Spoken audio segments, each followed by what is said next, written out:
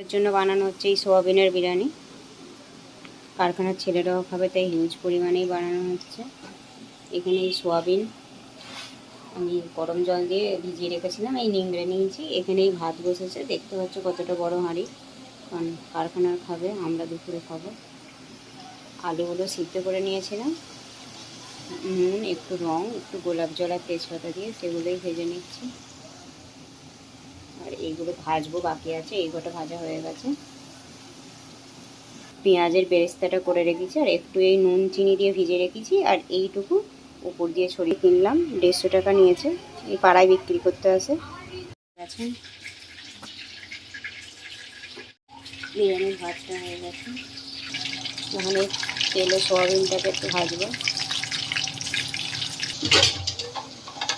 সোয়াবিনটা কড়াই দিয়েছি।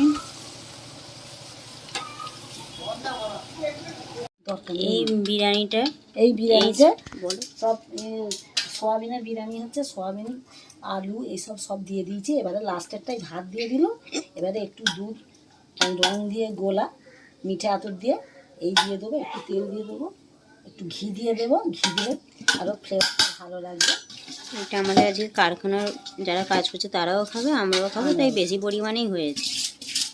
এটা দেখে ভেবো না আমরা একরাই খাবো, কারখানার ছেলেরাও খাবে।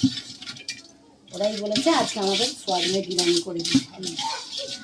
আমরা জানি তো আমাদের খুব ভালো লাগে সোয়াবিনের বিরিয়ানি, আমাদের সবাই খুব পছন্দ করে। এমনি আমাদের ভিডিওতে তো দেখো যে মাঝে মধ্যেই রাতের দিকে সোয়াবিনের বিরিয়ানি হয়, দুপুরের ভাত বেশি থাকলে।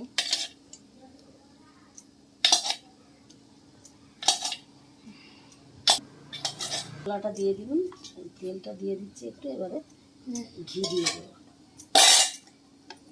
ঘি দিয়ে এবার দমে বসিয়ে দেবো।